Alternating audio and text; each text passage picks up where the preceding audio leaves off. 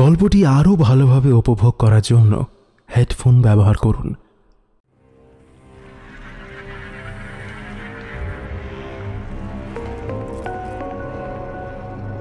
Welcome to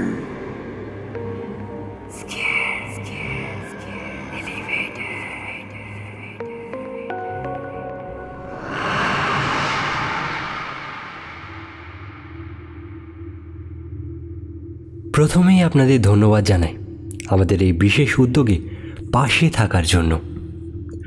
আজ আপনাদের জন্য রয়েছে একটি হাড় হিম করা গ্রাম বাংলার ভূতের গল্প। আজকের গল্পটি প্রাপ্তবয়স্কদের জন্য। শুরু হচ্ছে আজকের গল্প সাগর ঘোষের কলমে কৃষ্ণচূড়ার তলায়।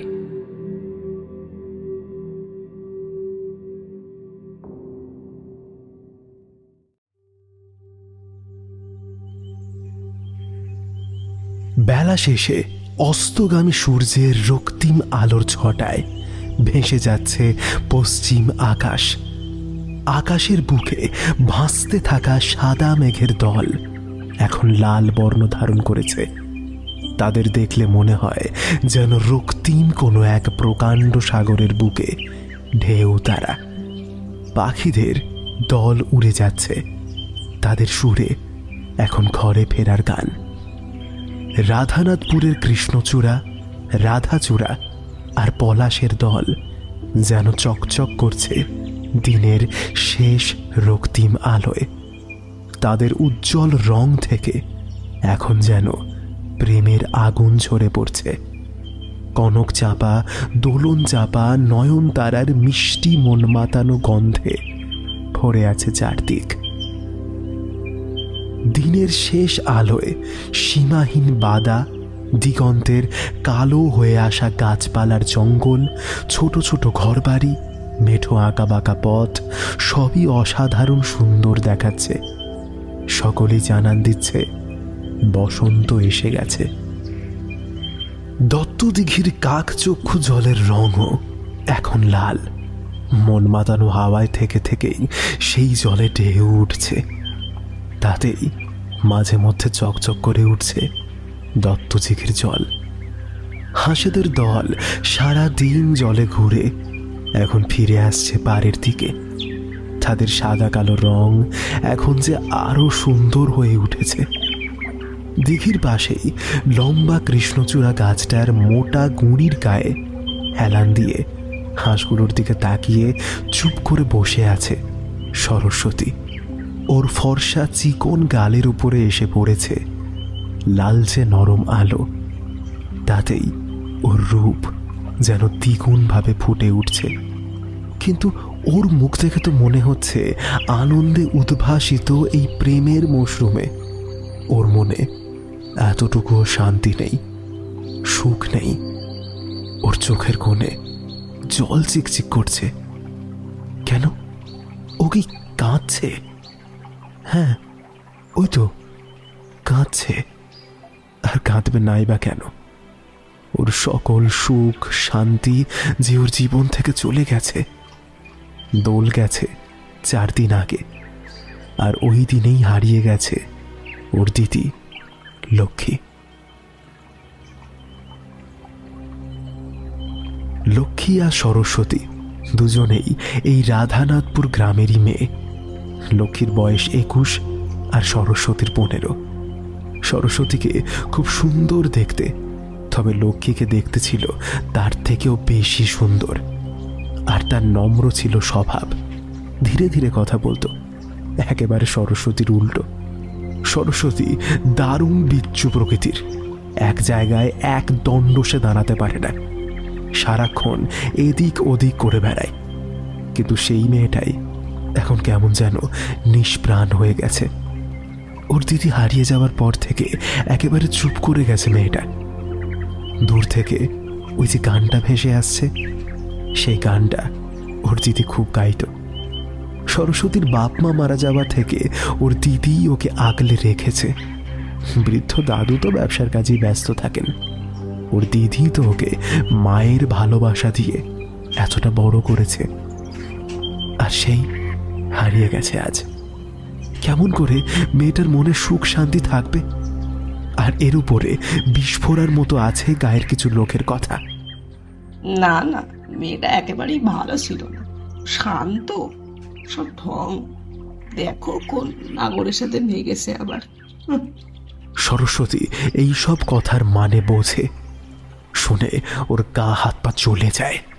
ও জানে দিদি খারাপ ছিল না, খারাপ হতে পারে না। সে সত্যি লক্ষ্মী প্রতিমা ছিল। ওর গলা ফেটে চিৎকার বেরিয়ে আসতে চায়। ও বলতে চায়, আমার দিদি খারাপ নয়, তোমরা খারাপ, ও ঠিক ফিরে আসবে। কিন্তু কিন্তু হায় হায় রে বিধাতা, তোমার বিচার বড় কঠিন। কথা বলার ক্ষমতা যে তার নেই।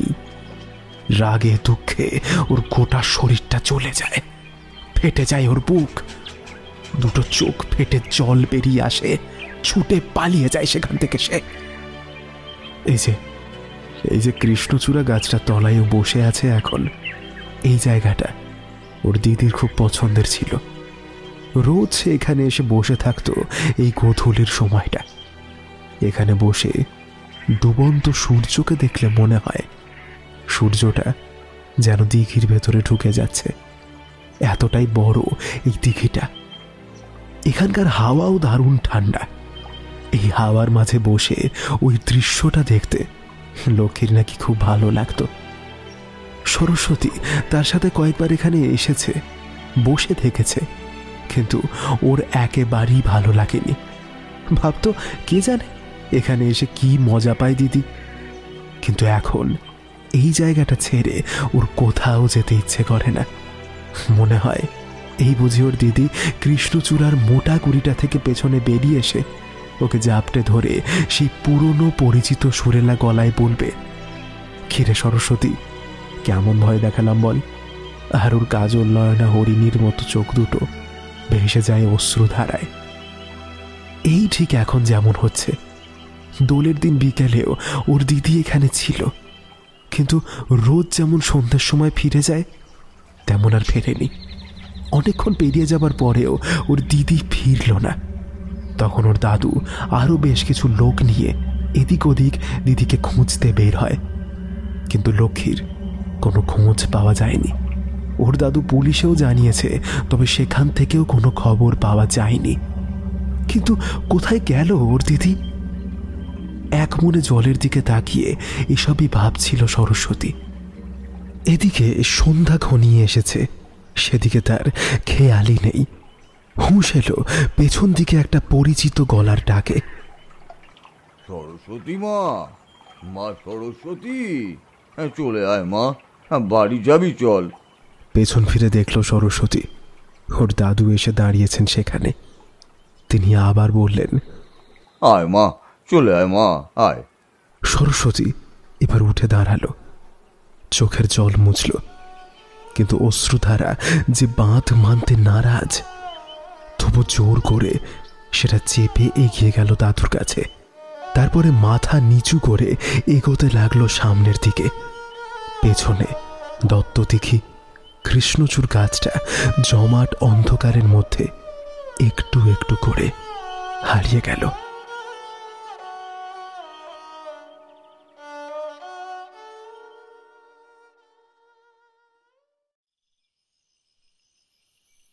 রাতের অন্ধকার যেন কোনো বিরাট কায়ে অজগরের মতো জায়গাটিকে চারদিক থেকে চাপটে ধরেছে।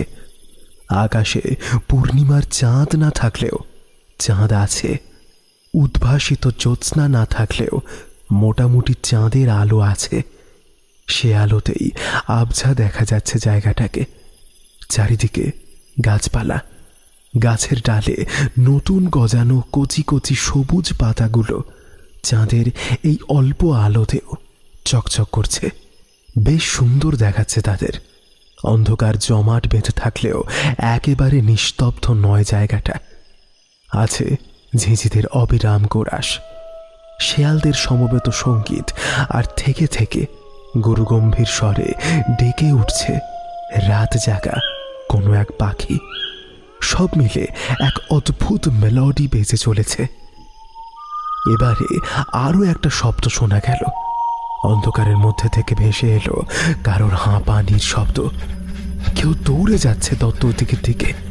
তার পাশে দাঁড়িয়ে থাকা লম্বা কৃষ্ণচূড়া গাছটা এখন চাঁদের মায়াবী আবছা আলোয় কেমন যেন রহস্যময় দেখাচ্ছে।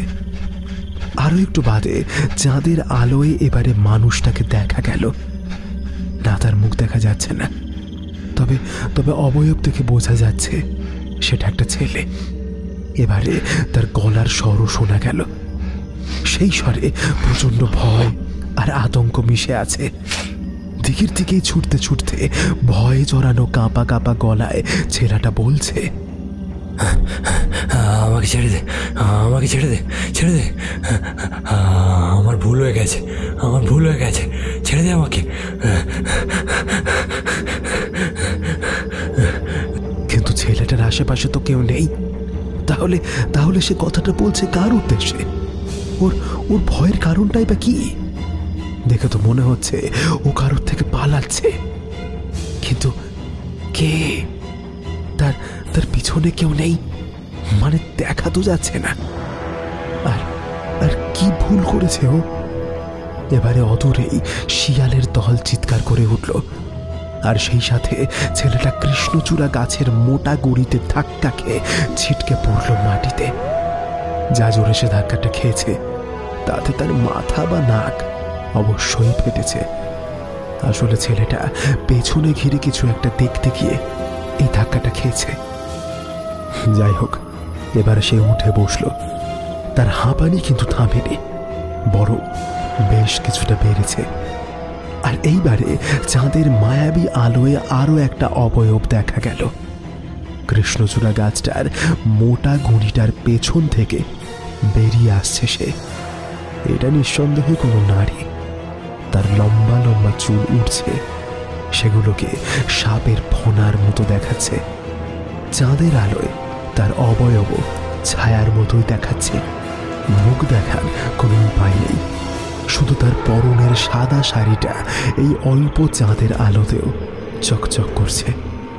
তার লম্বা উড়ন্ত আঁচল উঠছে অনেকটা জায়গা নিয়ে। চাঁদের আলোয় এবার দেখা গেল ছেলেটা উঠে বসার সাথে সাথে সেই নারী মূর্তি চেপে বসল তার বুকের উপরে।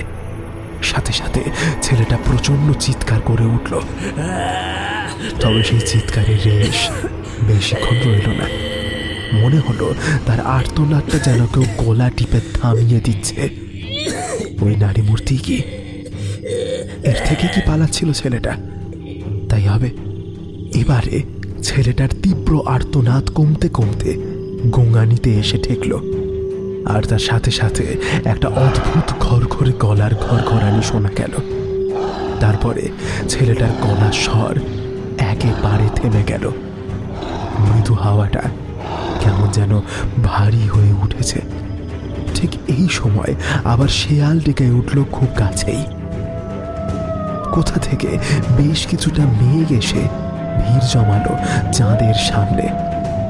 চারদিক ঘন অন্ধকারে ভরে গেল। যেটুকু দেখা যাচ্ছিল সেটুকুও আর দেখা হলো না। শুধু শেয়ালদের কোরাসের রেশ কাটার পরে সেই খড়খড়ানিটা রয়ে গেল।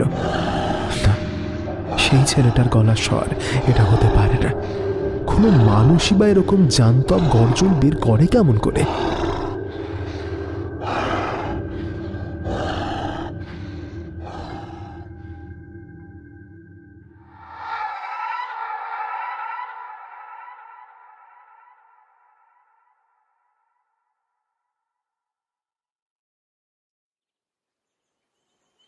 ব্যাপার কি বলো দেখি? প্রথমে সুমঙ্গলের বড় নাতিটা উদাও হলো, এখন আবার রমাকান্তর বড় ছেলেটাকেও দেখি না। যতদূর জানি ওই ছোকরার বয়স তো 26-এর মতো, আর ওই মেয়েটারও তো বয়স 20-21-এর মতোই। কোনো লটর পটর ছিল না তো? কে জানে, সুমঙ্গলকে তো আমি জিজ্ঞেস করেছিলাম, ও তো বলেছিল তেমন কিছুই না। তবে আমারও তাই মনে হয়, বুঝলে। রাধানাথপুরের বুড়ো বটতলায় রোজকার মতো আজও এই গাঁয়ের বুড়োদের আড্ডা বসেছে। আড্ডা নয়, বৈঠক বলাই ভালো হবে। তবে আজ সদস্য সংখ্যা অনেক কম আছে।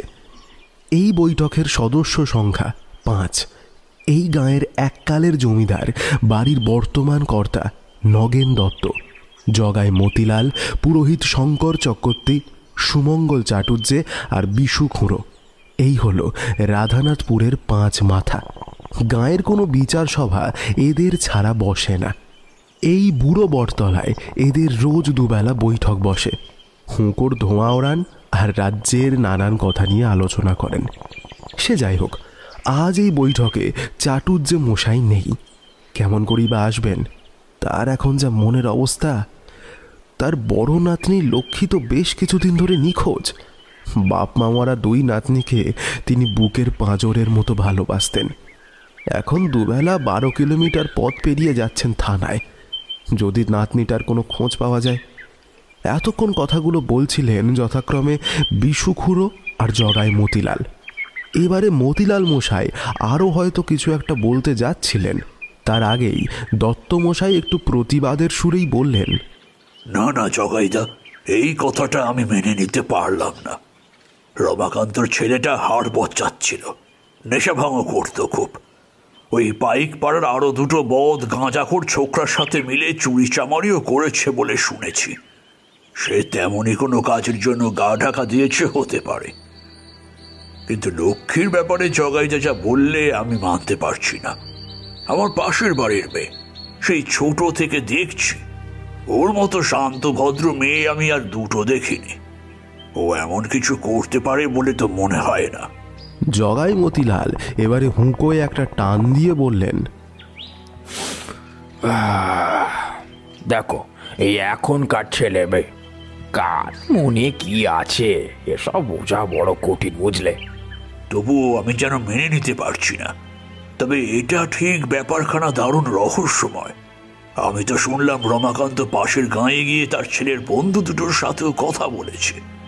তারা তো দিব্যি বাড়িতেই আছে। তারা নাকি রমাকান্তের ছেলের কোনো খোঁজই জানে না। তাছাড়া যেদিন সকাল থেকে তাকে পাওয়া যাচ্ছে না, তার আগের দিনও তো সে এখানেই ছিল, আমার সাথে দেখাও হয়েছিল। সত্যি ব্যাপারটা বেশ রহস্যময়। আমারও ব্যাপারখানা ভারী রহস্যময় ঠেকছে। লক্ষ্মীকে তো আমি সেই ছোট থেকে দেখছি, ও মেয়ে এমন করবে বলে আমার মনে হয় না। হ্যাঁ, তাহলে ঘটনাটার একটা যুক্তিও দিন না। সে হয়তো আমি এখন দিতে পারছি না, তবে তুমি যা বলছো তেমনটাও হওয়া সম্ভব বলে আমার মনে হচ্ছে না বাপু। এই রহস্য আরো গভীর বলে ঠেকছে, বুঝলে?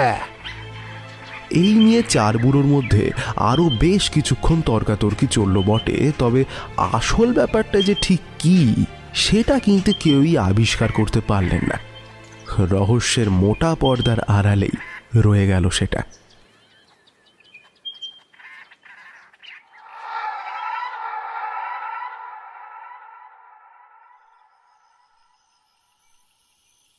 কেসটা কি হচ্ছে বলতো? কোন কেসটা? অজয়টা গেল কোথায়? সালা, ও কথা বাদ দে। মদ খা। না রে, ব্যাপারটা কেমন যেন লাগছে। কেমন লাগছে? কেমন যেন অদ্ভুত লাগছে। কেন, তোর লাগছে না? না, আমার তো তেমন কিছুই লাগছে না।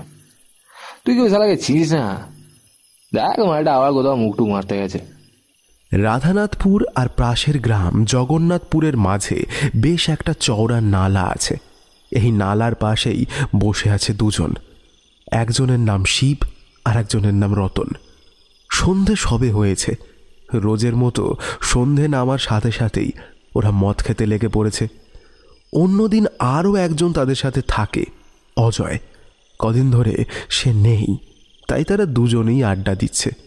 শিব, রতন আর অজয় 3 জনের বাড়ি রাধানাথপুরে। আজ বেশ কয়েকদিন ধরে তার কোনো খোঁজ খবর কিচ্ছু নেই। এমনকি তার বাড়ির লোকও জানে না সে কোথায় গেছে।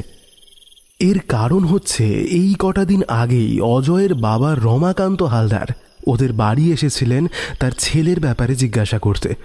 শিব, রতন আর অজয়, এই হচ্ছে 3 মূর্তি। দলের মাথা ছিল অজয়। ওরা 3 জন মিলে বহু অকাজ কুকাজ করে বেড়ায়। চুরি ছিনতাইও করেছে, বেশ কয়েকবার এসব করে গা ঢাকাও দিয়েছে। তবে এবারে যে কি হলো বোঝা যাচ্ছে না। অজয়ের এমন আচমকা গায়েব হয়ে যাওয়ার কারণটা ওদের কাছে একেবারে অস্পষ্ট। সেটাই অজয়ের বাবাকে ওরা জানিয়েছে। তবে খটকা একটা যেন থেকেই যাচ্ছে। হঠাৎ করে কোথায় গেল ছেলেটা? তবে আপাতত খটকাটা শুধু রতনের মনেই ফুটেছে। শিবকে দেখে বা তার কথা শুনে তো তার মনে হচ্ছে না এই বিষয়ে বিন্দুমাত্র চিন্তা রয়েছে। যদিও শিব এমনটাই ছেলে, মদ আর গাঁজা পেলে ওর মাথায় আর কিছুই থাকে না। এখনও সেই একই অবস্থা। শিব এবারে দুটো প্লাস্টিকের গ্লাসে দেশি মদের বোতল থেকে মদ ঢালল, তারপরে নিজে নিল একটা, আরেকটা দিল রতনের হাতে, বলল, এই নে মদ খা, ওসব সব ভুলে যাবি। ও শালা কোথাও গেছে, ঠিক সময় মতো ফিরে আসবে। তুই তো ভাবিস না। এই একটু তামাক বানা ভাই, বুকটা কেমন গাঁজা গাঁজা করছে। সন্ধ্যের পরিষ্কার আকাশ, কালো আকাশের বুকে অগুন্তি তারা, আর তাদের মাঝেই এক ফালি চাঁদ। সেইটুকুর উজ্জ্বলতায় যেন আকাশের সকল তারার উজ্জ্বলতাকে হার মানিয়েছে। একটা দুটো বাদুর মাঝে মধ্যে এদিক ওদিক দিয়ে উড়ে যাচ্ছে বটে। সেদিকে তাকিয়ে অজয়ের নিরুদ্দেশ হওয়ার কারণটা কি থাকতে পারে সেটাই ভাবছিল রতন। এবারে শিবের কথা শুনে সে হেসে ফেলল। মদের গ্লাসটা নিয়ে হেসে বলল, তুই শালা আর পাল্টালি না, মদ পেলে আর কিচ্ছু বুঝিস না, তাই না? মদই ধম্ম, মদই কম্ম, মদেই সকল শান্তি, বুঝলে বৎস? সুতরাং মদ খাও, বড় হও। এই কথার পরেই দুজনে হো হো করে হেসে উঠল। তবে রতনের মন থেকে খটকাটা কোনো মতেই ঘুঁচল না।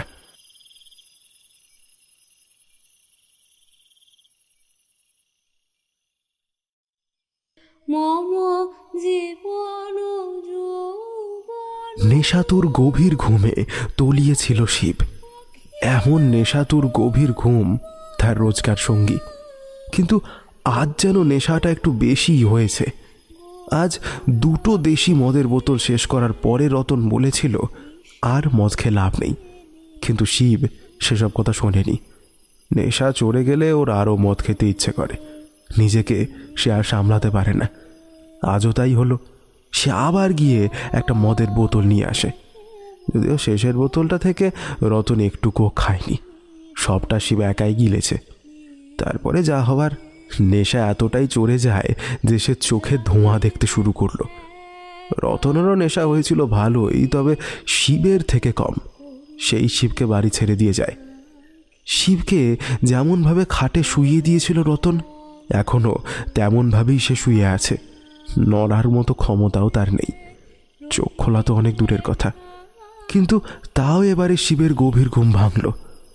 অনেক দূর থেকে কি একটা সুর ভেসে আসছে না ওর কানে? সেটাই কি ওর ঘুমের ব্যাঘাত করছে? খুব কষ্ট করে, প্রচণ্ড বিরক্তি নিয়ে শিব এবারে তার ভারী হয়ে থাকা চোখের পাতা দুটো খুলল। জড়ানো গলায় কি যেন বলল ঠিক বোঝা গেল না। গোঙানির মতো শোনালো কিছুটা। নিজের শরীরটাকে যা হোক করে তুলল সে। তাকালো উন্মুক্ত জানলাটার দিকে। সাথে সাথে গানের সুরটা যেন অনেক বেশি জোরালো হয়ে উঠল তার। শিবের মুখে বিরক্তির ভাঁজটা আরো প্রকট হলো এবারে। নেশাটা একটু নেমেছে মনে হচ্ছে। আর সেই জন্যই ঘুমের ব্যাঘাত হওয়ায় শিবের মাথাটা আরো গরম হয়ে যাচ্ছে। সে বিছানা ছেড়ে নেমে এগিয়ে গেল জানলার কাছে। বাইরে অন্ধকার বেশ জমাট। আরও এক ফালি সরু চাঁদের অল্প আলোয় পরিবেশটা যেন দারুণ রহস্যে ঢেকে আছে। তবে অল্প অল্প দেখা যাচ্ছে। গাছপালা, ঝোপঝাড় কালো হলেও বেশ পরিষ্কার। শিব চোখ ঘষে নেশা আর ঘুম দুটোকেই কিছুটা কাটানোর চেষ্টা করল। কিছুটা কাটল। আর এবারে দৃষ্টি কিছুটা পরিষ্কার হতেই ও দেখল ওর বাড়ির ঠিক সামনে চেঁচারির বেড়ার কাছে ওর ঘরের উন্মুক্ত জানলার দিকে মুখ করে কেউ একজন দাঁড়িয়ে আছে। কে দাঁড়িয়ে আছে সেটা বোঝা যাচ্ছে না বটে, তবে সে যে নারী সে বিষয়ে কোনো সন্দেহ নেই। চুলগুলো সাপের ফণার মতো ইতস্তত এদিক ওদিক উঠছে। পরনে সাদা শাড়ির লম্বা আঁচলও পতাকার মতো উঠছে। শিবের এই ব্যাপারটা একটু অদ্ভুত লাগলো। বাইরে কিন্তু তেমন হাওয়া দিচ্ছে না, কিন্তু নেশা আর ঘুমের তন্দ্রার কারণে সে এটা অতটা গা করল না। সেই নারীটাই গান গাইছে, সে বিষয়ে কোনো সন্দেহ নেই। আর গানের সাথে কি একটা যেন ফিসফিস করে কেউ খুব তাড়াতাড়ি কিছু একটা বলছে। সব মিলিয়ে দারুণ অস্বস্তিকর শোনাচ্ছে সেটাকে। গানের সুর এবারে আরো কিছুটা চড়ল। শিবা সহ্য করতে পারল না, চিৎকার করে জড়ানো গলায় সে বলল, এই মায়েরা যে তোর গান গাওয়ার শখ হয়েছে, তোর শ্মশানে গিয়ে গান আমার মাথা কাটছিস কেন? চিৎকার করে কথাগুলো বললো বটে, তবে কিছু কাজ হলো না। গানের সুর আরো চড়ল। অসাধারণ সুরেলা সেই নারী কণ্ঠের স্বর কিন্তু শিব যেন সহ্যই করতে পারছে না। ওর মনে হচ্ছে আরো কিছুক্ষণ যদি এই গানটা শোনে তাহলে ওর কান মাথা সব ফেটে চৌচির হয়ে যাবে। প্রচন্ড যন্ত্রণায় আবার চিৎকার করে উঠল, চুপ কর, চুপ কর,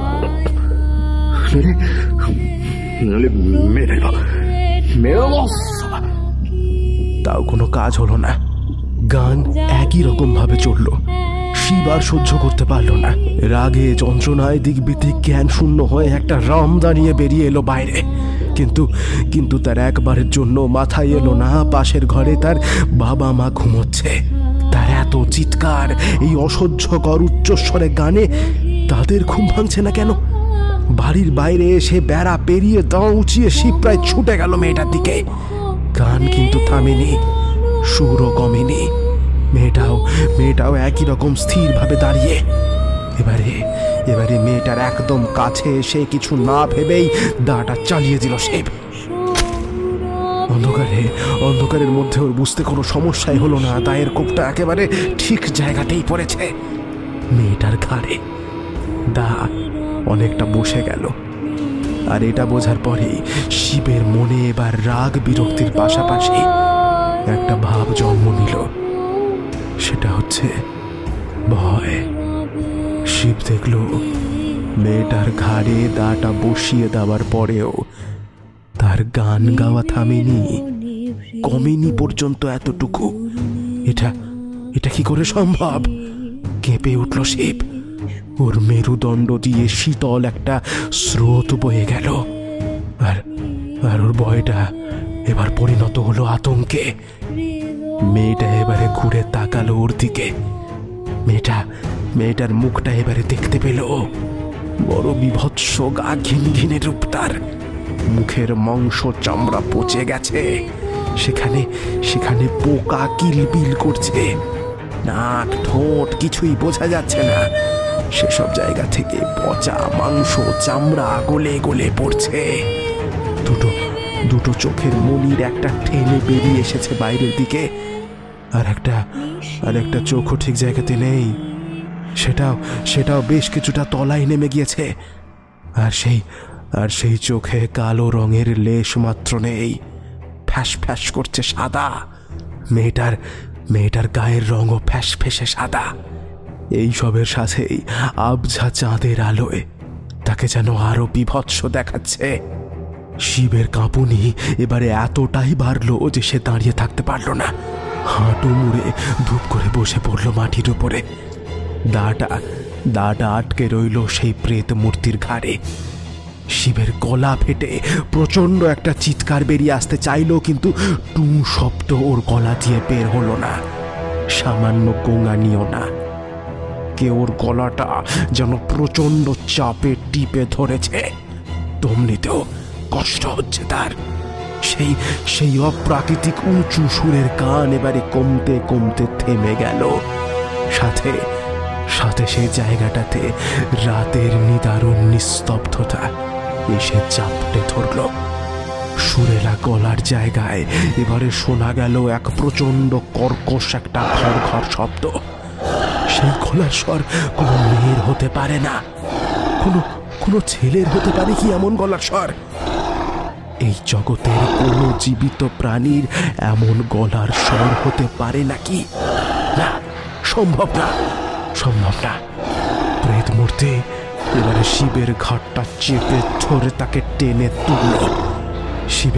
শিবের শরীরটা তার কাছে যেন থার্মোকলের মতো হালকা। শিবের শরীরে নড়ার ক্ষমতা নেই। সে এত কাছ থেকে মৃত্যুকে কখনো দেখেনি। মৃত্যুর রূপ যে এতটা ভয়ঙ্কর তা সে জানত না।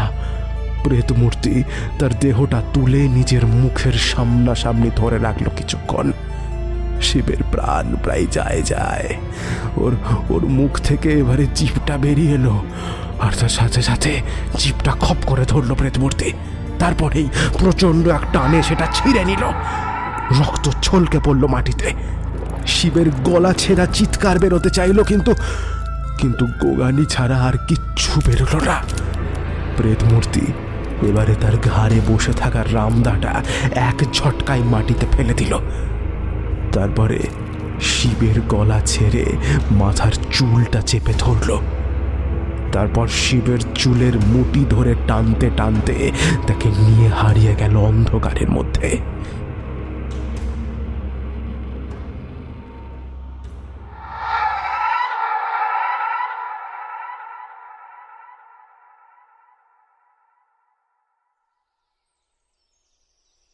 সুমঙ্গল, ও সুমঙ্গল, বাড়িতে আছো নাকি? সুমঙ্গল। বেশ অনেকদিন বৃদ্ধ চাটুর্যে মশাইয়ের সাথে দেখা না হওয়ার জন্য আজ দত্তমশাই বাধ্য হয়েই এসেছেন তার বাড়িতে। দত্তমশাই আর চাটুর্যে মশাইয়ের সম্পর্ক অনেক পুরনো, বাল্যবন্ধু বলা চলে তাদের। আর এখন চাটুর্যে মশাইয়ের মনের যে অবস্থা, তাকে তার সঙ্গ দেওয়াটা অনেক বেশি দরকারি। দত্তমশাই লক্ষ্মী আর সরস্বতীকে একেবারে ছোট থেকে দেখেছেন। ওদের দুজনকে নিজের নাতনির মতনই ভালোবাসেন তিনি। আর লক্ষ্মী হারিয়ে যাওয়ার পরে তার মনের অবস্থা খুব খারাপ। অনেকবারই তিনি চেয়েছেন এখানে আসবেন, কিন্তু আসতে পারেননি। বারবার লক্ষ্মীর নিষ্পাপ মুখটা ওনার চোখের সামনে ভেসে উঠেছে। ওনার বুকটা হু হু করে উঠেছে। তবে গতকাল মতিলাল মশাইয়ের কথাগুলো শোনার পরে তিনি না এসে থাকতে পারেননি। চাটুর্যে মশাইয়ের সাথে তাকে কথা বলতেই হবে। আরও দুবার দত্তমশাই ডাক দিলেন, সুমঙ্গল, ও সুমঙ্গল। এবারে বাড়ির ভেতর থেকে অত্যন্ত বিধ্বস্ত কণ্ঠে উত্তর ভেসে এলো, হ্যাঁ হ্যাঁ, আসছি। চাটুর্যে মশাই বেরিয়ে এলেন ঘরের ভেতর থেকে। বেশ সৌম্যদর্শন ব্যক্তি, তবে তার চোখে মুখে এখন প্রচণ্ড শোক, কষ্ট, দুঃখ, বিরক্তি সব মিলিয়ে দারুণ বিধ্বস্ততার কালো ছায়া এসে ভর করেছে। সদা হাস্যজল মানুষটার এমন অবস্থা যেন দত্তমশাই সহ্য করতে পারলেন না। তার দু চোখ ভরে জল এলো। নিজেকে সামলে নিয়ে দত্তমশাই এগিয়ে গেলেন চাটুর্যে মশাইয়ের দিকে। তাকে দেখে চাটুর্যে মশাই এবারে একরকম শোকাহত কণ্ঠেই বললেন, ও তুমি, এসো এসো। দুজনে গিয়ে বসলেন চাটুর্যে বাড়ির বড় বসার ঘরে। চাটুর্যে মশাইয়ের অবস্থা নেহাত খারাপ নয়। বেশ বড় বড় ব্যবসা আছে তার, তবে ওই দুটো নাতনি ছাড়া তার আর কেউ নেই। ছেলে পুত্রবধূ অনেক আগেই এই দুই মেয়ের দায়িত্ব ওনার কাঁধে চাপিয়ে এই পৃথিবীর মায়া ত্যাগ করেছিলেন। চাটুর্যে মশাই কিন্তু ভেঙে পড়েননি। নাতনি দুটোর মুখ চেয়ে নিজের মনের কষ্ট চেপে রেখে তাদের বড় করে তুলেছেন। এখন আবার তাদের মধ্যে একজন নেই, আর যেন নিজেকে সামলাতে পারছেন না তিনি। তার উপরে গায়ের 10টা লোকের কথা। ওনার জীবনের আর কটা দিনই বা বাকি আছে, কিন্তু এখন সেই কটা দিনও যেন থাকতে ইচ্ছে করে না। ওনারা এসে বসলেন বটে, তবে দুজনের কারোর মুখেই কোনো কথা নেই। চাটুর্যে মশাইয়ের যা মনের অবস্থা, তাতে তিনি কোনো কথা বলার অবস্থাতেই নেই। আর দত্তমশাই সেটা বুঝে কি বলবেন ঠিক ভেবে উঠতে পারছেন না। সান্ত্বনা দেওয়ার মতো ভাষা তার কাছে নেই। এবারে অবশেষে নিস্তব্ধতা ভেঙে দত্তমশাই বললেন, কেমন আছো সুমঙ্গল? চাটুর্যে মশাই একটা বড় হাঁফ ছাড়লেন। তারপরে বললেন, কেমন থাকা যায় বলো এখন? ভালো আছি নাকি খারাপ সেটাও বুঝে উঠতে পারছি না যে। দত্তমশাই আরও কয়েকটা মামুলি কথা বললেন। চাটুজ্জে মশাইও উত্তর দিলেন। তারপরে হঠাৎই বললেন, তুমি এখানে গায়ের লোকে যা বলছে সেটাই জানতে এসেছো, তাই না? দত্তমশাই দারুণ অপ্রস্তুত হয়ে গেলেন। এবারে বললেন, না না না না না সুমঙ্গল, তুমি ভুল ভাবছো। লক্ষ্মী মাকে আমি সন্দেহ করব, এ তুমি ভাবলে কেমন করে ভায়া? ও হতে পারে তোমার নাতনি, তবে আমার কাছে সে আমার মা ছিল। আমি তাকে মা বলে ডাকতাম। তুমি খোঁজ নিয়ে দেখো, মতিলাল মশাই, বিশু খুড়ো সকলের বিরুদ্ধে গিয়ে আমি বলেছি আমার লক্ষ্মী মায়ের মতো মেয়ে এমন করা তো দুরস্থ, ভাবতেও পারে না। বৃদ্ধ চাটুজ্জে মশাই আর থাকতে পারলেন না, ফেটে পড়লেন কান্নায়। দত্তমশাই উঠে গিয়ে তার পাশে গিয়ে বসলেন, তার কাঁধে হাত রেখে বললেন, কেঁদো না সুমঙ্গল, কেঁদো না, কেঁদে লাভ নেই। লক্ষ্মী মাকে আমাদের খুঁজে বের করতে হবে, কেঁদো না। তিনি কথাগুলো বললেন বটে, তবে তারও চোখ ফেটে জল বেরিয়ে আসতে চাইছিল। নেহাত নিজের ওপরে তার আয়ত্ত আজীবনই একটু বেশি, তাই চোখ দুটো জলে ভেসে যাচ্ছে না। চাটুজ্জে মশাই এবারে কিছুটা শান্ত হলে দত্তমশাই বললেন, আচ্ছা আমাকে বলো তো, সেদিন ঠিক কি কি হয়েছিল? চাটুজ্জে মশাই এবারে ধীরে ধীরে বলতে শুরু করলেন, জানোই তো, লক্ষ্মীর কোনোদিনই খুব একটা লোকজন লম্ব ঝম্ব পছন্দ ছিল না। হুড়োহুড়ি করে রঙও সে খেলতো না। এবারে দোলের দিনও বেরোয়নি, সারাদিন বাড়িতেই ছিল। বিকেলের দিকেও তোমাদের দিঘির পাড়ে কৃষ্ণচূড়া গাছটার তলায় যেমন রোজ গিয়ে বসে থাকে তেমনই ছিল। হ্যাঁ, তাকে তো আমি দেখেছিলাম। আমাকে বলল, দাদু তোমার রাধাকৃষ্ণের আরতি আজ কিন্তু আমি করব। আমি বললাম, তুই তো করবি মা, তবে আজ দেরি করিস না, তোর গান দিয়েই আরতি শুরু হবে, তাড়াতাড়ি চলে আসিস মা। তারপর সে আর ফেরেনি। কি হয়েছে, কখন হয়েছে আমি কিচ্ছু জানি না। পুলিশ কি বলছে? পুলিশ আর কি বলবে, ওই একই কথা, আমরা চেষ্টা করছি। কাল চলো তো একবার থানায়, আমিও যাব তোমার সাথে। এমনভাবে হাত উঠিয়ে বসে থাকা যায় না, কাল চলো দুজনেই যাই। না গো, আর সেখানে গিয়ে কোনো লাভ নেই গো। এই কথাটা শুনে দত্তমশাইয়ের কপালে অনেকগুলো ভাঁজ পড়ল। তার ভ্রু দুটো কুঁচকে বেশ কিছুটা কাছাকাছি চলে এলো। তিনি কিছু একটা বলতে যাচ্ছিলেন, কিন্তু বলতে পারলেন না, চুপ করে গেলেন। বাড়ির ভেতর থেকে খুব চাপা আর দারুণ সুরেলা নারী কণ্ঠের একটা গান ভেসে উঠল। উফ, কি প্রচন্ড একটা সম্মোহিনী ক্ষমতা লুকিয়ে আছে ওই সুরে। আর ওই সুরের মধ্যে কি একটা চাপা ভয় লুকিয়ে আছে।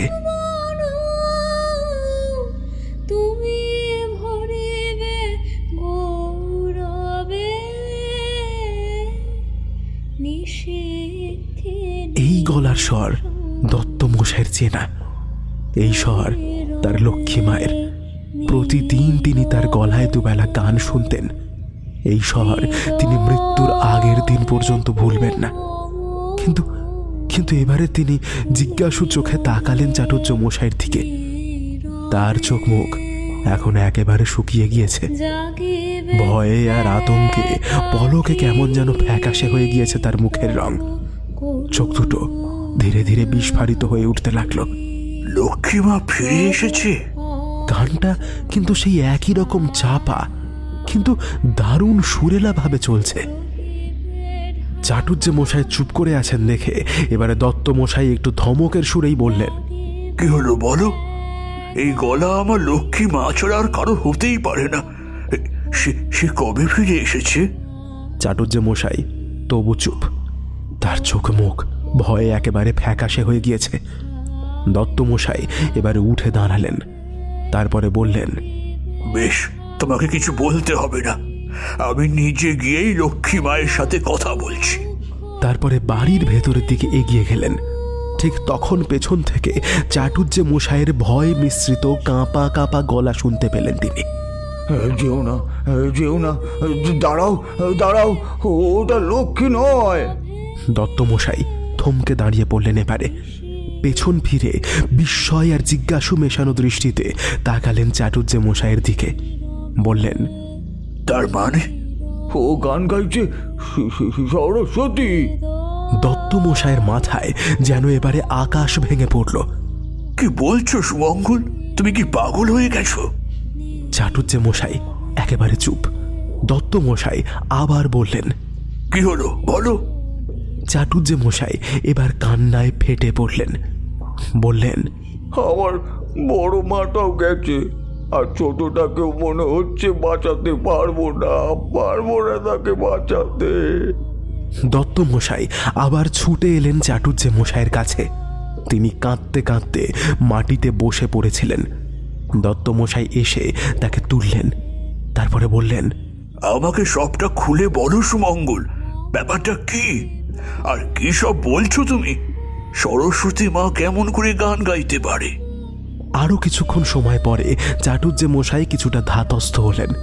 গানের সুর এখন কিছুটা কমেছে বটে, তবে থেমে যায়নি। খুব ক্ষীণ হলেও শোনা যাচ্ছে। আচ্ছা, সব শুনবো তোমার কথা, তার আগে একবার ব্যাপারটা দেখে আসতেই হবে। আমার কথা শোনো, ওদিকে যেও না, তুমি সহ্য করতে পারবে না। দত্তমশাই উঠে দাঁড়ালেন। তার মুখের ভাঁজ শক্ত হল। দৃঢ় স্বরে তিনি বললেন, আমি তো যাবই সুমঙ্গল, আমায় তুমি খুব ভালো করে জানো। কৌতূহল আমার জেগেছে মানে সেটার উত্তর না জানা পর্যন্ত যে আমি ছাড়বো না। আমি বলছি তোমায়, যেও না ওখানে, যেও না। তা হয় না সুমঙ্গল, আমি তো যাবই। চাটুজ্জে মশাই এবারে শান্ত হলেন। কিছুক্ষণ সময় নিলেন। তারপরে বললেন, বেশ, তাহলে চলো। এবারে দুই বৃদ্ধ কঠিন মুখে ঢিপ ঢিপ করতে থাকা বুকে এগিয়ে গেলেন বাড়ির ভেতরের দিকে। কিছুক্ষণ পরেই তারা গিয়ে উপস্থিত হলেন একটি ঘরের সামনে। ঘরের দরজা বন্ধ। দারুণ থমথমে একটা পরিবেশ। এমনিতেই থেকে থেকে গায়ে কাঁটা দিচ্ছে। দত্তমশাই এবারে দরজায় ঠেলা দিতে গেলেন। ঠিক সেই সময় চাটুজ্জে মশাই বললেন, আরো একবার ভেবে দেখো, দরজাটা খোলা কি ঠিক হচ্ছে? হ্যাঁ, হচ্ছে। কথাটা বলে চাটুজ্জে মশাইকে আর কিছু বলার সুযোগ না দিয়ে এক ঠেলায় ঘরের দরজাটা তিনি খুলে দিলেন। সাথে সাথে এক ঝাঁক হাড় কাঁপানো কনকনে ঠান্ডা হাওয়া এসে প্রচন্ড জোরে ধাক্কা মারল ওদের দুজনের গায়ে। কেঁপে উঠলেন দুজনেই। আর তার সাথেই একটা স্যাঁতসেঁতে পচা পচা গন্ধ এসে ধাক্কা মারল ওদের নাকে। গোটা ঘরটায় ঘুটঘুট করছে অন্ধকার। ঘরে বড় বড় দুটো জানলা, কিন্তু একটাও খোলা নেই। বেশ বড় ঘরটার একদিকে বড় খাটটার উপরে একজন বসে আছে। অন্ধকার থাকায় তার মুখ দেখা যাচ্ছে না, তবে দরজা খোলায় যে অল্প আলোর ছিটে ফোটা ঘরের মধ্যে ঢুকেছে তাতে বোঝা যাচ্ছে সে একজন নারী। দত্তমশাইয়ের থেকে পিছন ফিরে বসে আছে সে। তার পরনে ধপধপে সাদা লাল পাড়ের শাড়ি। লাল রংটা ঠিক করে দেখা না গেলেও এই অন্ধকারের মধ্যেও শাড়ির সাদা রংটা অদ্ভুত রকম জলজল করছে। তার লম্বা চুল বাতাসহীন ঘরের মধ্যেও অদ্ভুতভাবে উঠছে। দত্তমশাই আর চাটুজ্জে মশাই দুজনের হৃৎপিণ্ডটাই এখন প্রচণ্ড গতিতে ছুটতে শুরু করেছে। ওদের দুজনেরই গায়ে এখন কাঁটা দিচ্ছে। মেরুদণ্ড দিয়ে ক্রমাগত শীতল স্রোত বইছে। দত্তমশাই এবারে বড় করে একটা দম নিয়ে বুকে অবশিষ্ট সকল সাহস সঞ্চয় করে নিচু স্বরে বললেন, সরস্বতী মা, সরস্বতী মা। তারপরে ঘরের ভেতরে প্রথম পা রাখলেন। সাথে সাথে ওনার মনে হলো গোটা শরীরটা যেন দ্বিগুণ ভারী হয়ে গেল। ঘরের ভেতরের হাওয়া অসহ্য রকমের ভারী আর ঠান্ডা। দত্তমশাইয়ের মাথার মধ্যে অদ্ভুত একটা যন্ত্রণা হচ্ছে। পঞ্চ ইন্দ্রিয়ের বাইরে কোনো একটা ইন্দ্রিয় তাকে বারবার বলছে, যাস না, যাস না, সামনের ওই নারী মূর্তির দিকে যাস না, সামনে প্রচণ্ড বিপদ। কিন্তু তাও তিনি থামলেন না। সামনের দিকে সরস্বতীর নাম ধরে নিচু গলায় ডাকতে ডাকতে তিনি এগোতে থাকলেন। কিন্তু উল্টো দিক থেকে কোনো সাড়া আসছে না। প্রচণ্ড একটা নীরবতা জাপটে ধরেছে গোটা ঘরটাকে। দত্তমশাই সরস্বতীর একেবারে কাছে এসে দাঁড়িয়েছেন। আরও একবার তিনি সরস্বতীর নাম ধরে ডাকলেন, কিন্তু সরস্বতী কোনো উত্তরই দিল না। সে একই রকম স্থিরভাবেই পেছনে ফিরে বসে আছে। চাটুজ্জে দত্তমশাইয়ের ঠিক পেছনে বিস্ফারিত চোখে দুরু দুরু চিত্তে সরস্বতীর দিকে তাকিয়ে আছেন। দত্তমশাই এবারে বুকে আরও কিছুটা সাহস জমিয়ে কাঁপা কাঁপা হাতে সরস্বতীর কাঁধে হাত রাখলেন, কিন্তু তার সাথে সাথে ওনার গোটা শরীর যেন বরফের মতো জমে গেল। ওনার মেরুদণ্ড দিয়ে প্রচণ্ড ঠান্ডা একটা স্রোত বয়ে গেল। সরস্বতীর শরীর বরফের চেয়েও ঠান্ডা, আর ওর গায়ে হাত রাখার সাথে সাথেই দত্তমশাইয়ের গোটা শরীরটা যেন দ্বিগুণ ভারী হয়ে গেল। ওনার মাথার যন্ত্রণাটাও যেন অনেকটা বেড়ে গেল। মনে হলো ওনার গলাটা যেন কেউ চেপে ধরেছে। তাও তিনি বললেন, সরস্বতী মা। তবে ওনার কথা শেষ হওয়ার আগেই ঘটল ঘটনাটা। সরস্বতী রীতিমতো গর্জন করে উঠল, আমি সরস্বতী নই, আমি লক্ষ্মী। ওদের না মেরে আমি কোথাও যাব না কোথাও। না, এটা সরস্বতী হতে পারে না। না, এটা লক্ষ্মীও নয়। লক্ষ্মী বা সরস্বতী দুজনের কাউকে এত বিভৎস দেখতে হতে পারে না। না, জীবিত কোনো নারী এমন হতে পারে না। ওর চোখ দুটো একেবারে ফ্যাস ফ্যাস করছে সাদা, গায়ের রঙও ফ্যাস ফেসে। ওর ঠোঁটের কোণ থেকে গড়িয়ে নামছে কালচে রক্তের সরু স্রোত। আর ওর গলায় ওই মোটা দাগটা, ওটা কি গলায় দড়ি দিলে বা ফাঁসি হলে হয়? চোখের সামনে এমন বিভৎস দৃশ্য দেখে প্রবীণ দত্ত মশাই এক পাও নড়তে পারলেন না। তার পা দুটো যেন মাটির সাথে জমে গেছে। এদিকে সরস্বতীর দেহধারী লক্ষ্মীর অতৃপ্ত আত্মা তার দু হাত বাড়িয়ে প্রচণ্ড আক্রোশে এগিয়ে আসছে দত্ত মশাইয়ের গলা টিপে ধরার জন্য। তার বুকের ভেতরে দামামা পাচ্ছে। তিনি সরে যেতে চাইছেন, কিন্তু পারছেন না। শেষে চাটুজ্জে মশাই তাকে টেনে হিঁচড়ে যে করে হোক ঘরের বাইরে নিয়ে এসে সজোরে দরজাটা বন্ধ করে বাইরে থেকে দরজার ছিটকিনি টেনে দিলেন। ঘরের ভেতর থেকে তখনও কর্কশ গলায় চিৎকার ভেসে আসছে। ঘরের বাইরে এসে দত্ত মশাই মাটিতে হাত রেখে বসে পড়েছিলেন। চাটুজ্জে মশাই সেখান থেকে তাকে তুলে যা হোক করে আবার বসার ঘরে নিয়ে এসে বসিয়েছেন। তখনও তার চোখ মুখ থমথম করছে, বড় বড় দম ফেলছেন তিনি। এবারে কিছুটা ধাতস্থ হয়ে তিনি বললেন, এই যা দেখলাম শুভঙ্কর, থানায় কি আর কাজ নেই? তবে কোথায় যাই বলতো? বড় মা তো চলেই গেছে, আর ফিরবে না।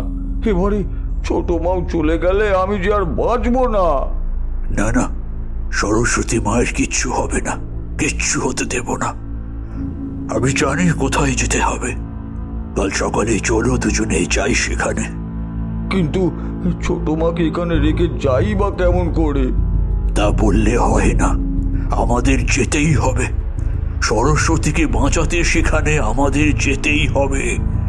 আমি তোমায় বলছি তো, ওর কিচ্ছু হবে না। চাটুজ্জে মশাই বেশ কিছুক্ষণ মাথা নিচু করে কি সব যেন ভাবলেন। তারপর বললেন, বেশ, চলো। তবে কোথায় যাবে? দেবীপুর।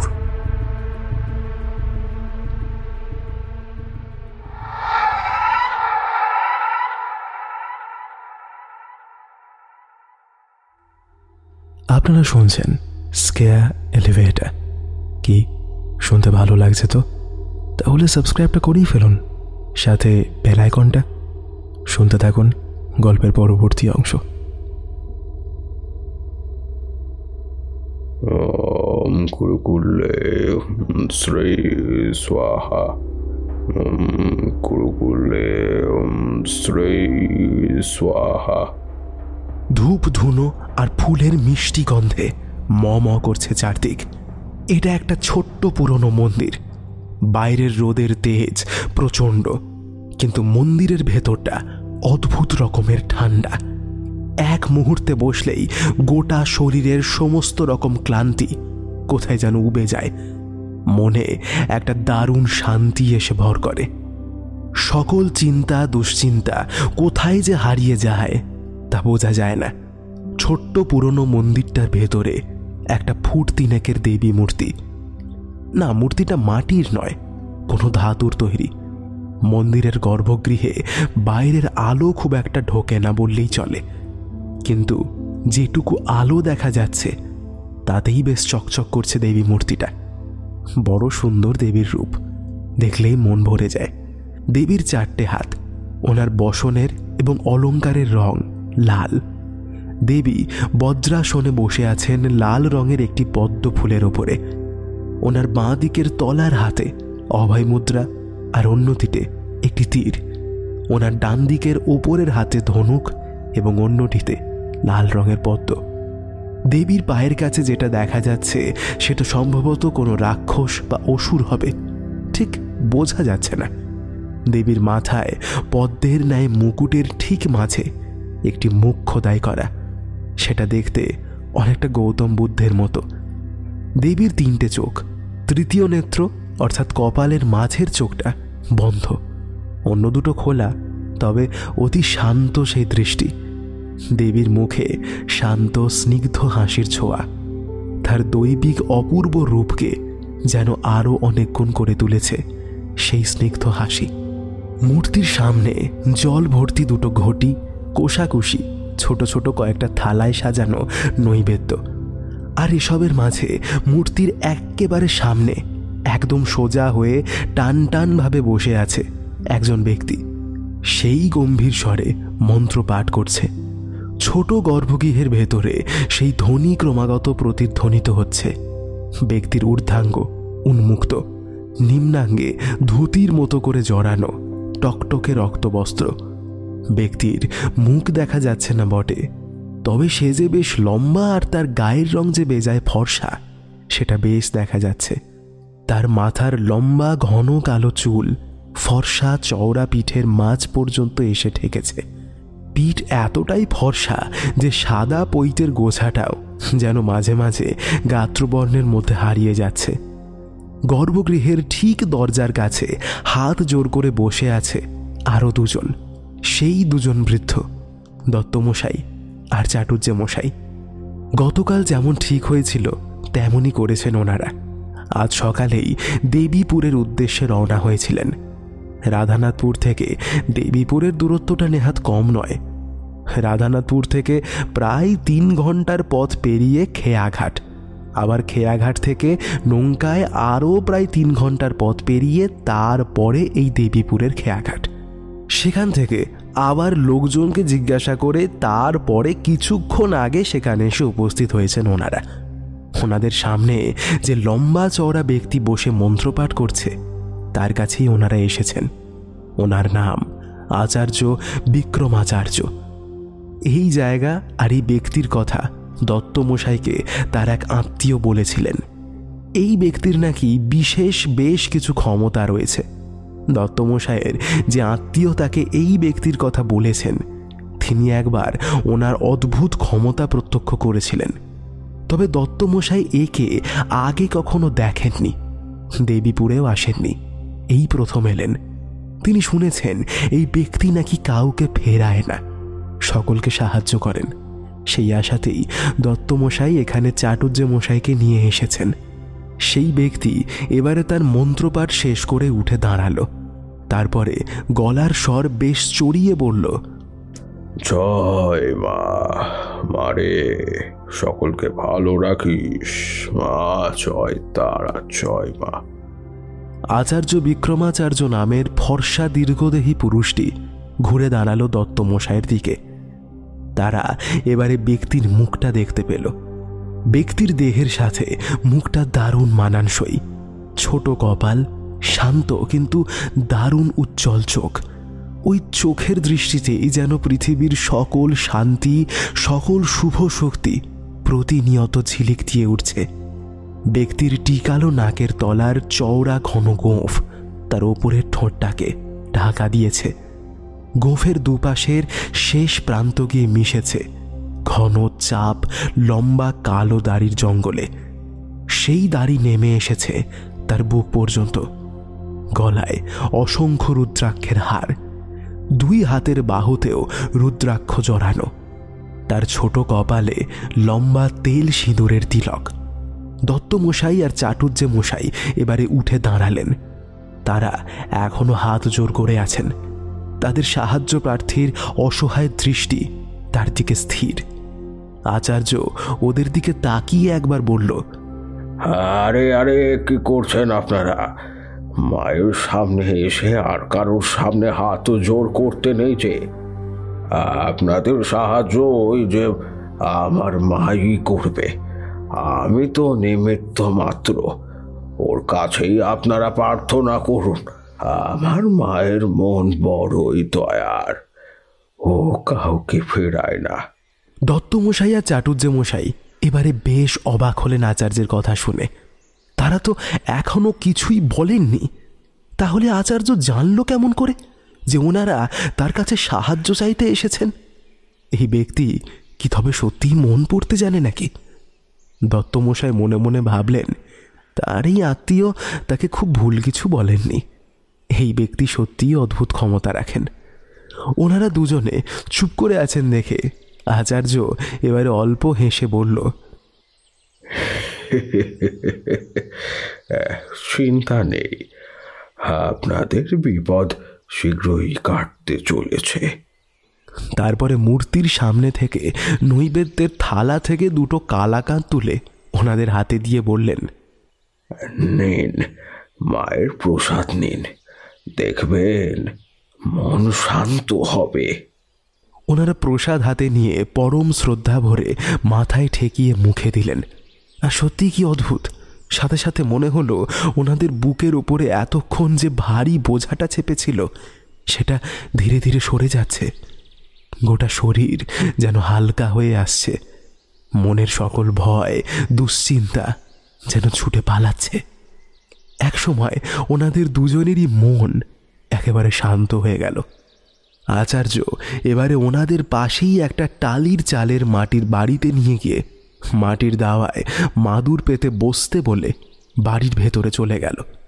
ওরা দুজনেই বসলেন। আচার্য একটু পরেই দুহাতে 2 গ্লাস জল নিয়ে ফিরে এলো, ওদের দিকে বাড়িয়ে দিল। দত্তমশাই আর চাটুজ্জে মশাই যথারীতি জল খেলেন। এবারে আচার্য ওনাদের পাশেই বসে বললেন, আপনারা যে আসবেন সেটা আমি জানতাম না, আগে থেকেই জানতাম না। ওই যে দত্ত মশাই কাল আমাকে স্মরণ করলেন, তখনই একটা আভাস পেয়েছিলাম আর কি। আপনাদের দেখেও বুঝতে পারছি আপনারা বেজায় দুর্বিপাকে পড়েছেন।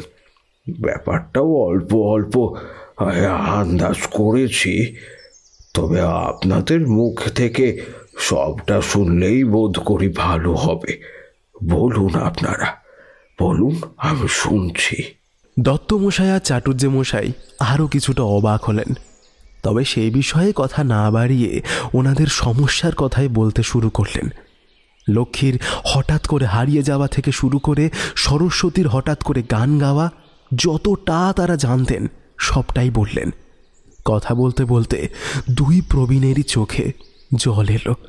কথা শেষ করে দুজনেই করজোরে আচার্যের কাছে তাদের সরস্বতী মায়ের প্রাণ ভিক্ষা করলেন। আচার্য এতক্ষণ ওনাদের সকল কথা চুপ করে মন দিয়ে শুনছিল। এবারে ওনারা হাত জোর করতেই আচার্য ওনাদের বাধা দিয়ে বললেন, আরে আরে কি করছেন? আমার সামনে হাত জোর করছেন কেন? আমি যে কিছুই নই। ওই যে আমার মা আছে, ওই তো সব কিছু।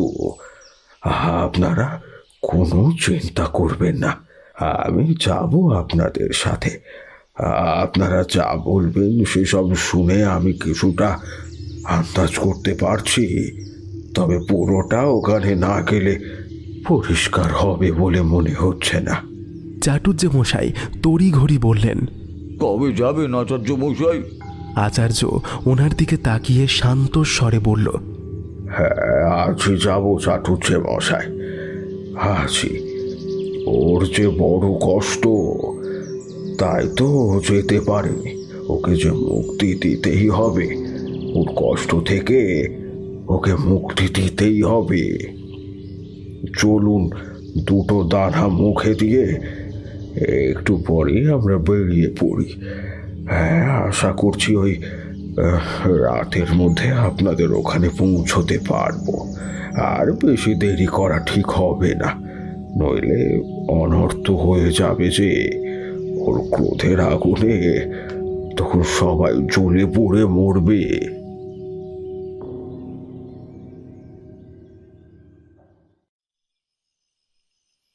রাত এখন অনেক, তা প্রায় 12টার মতো হবেই। একেবারে জনশূন্য রাধানাথপুরের পথঘাট। ঝিঝির ডাক ছাড়া আর কোনো শব্দ শোনা যাচ্ছে না। চারদিকে অন্ধকারের সাম্রাজ্য থাকলেও চাঁদের আলোয় মোটামুটি দেখা যাচ্ছে। এই আলো আঁধারের জন্যই চারপাশ যেন আরও রহস্যময় হয়ে উঠেছে। দূরে দিগন্তের লম্বা লম্বা গাছপালা আর জঙ্গলগুলো কুচকুচে কালো রং নিয়ে দারুণ রহস্যের চাদর জড়িয়ে দাঁড়িয়ে আছে।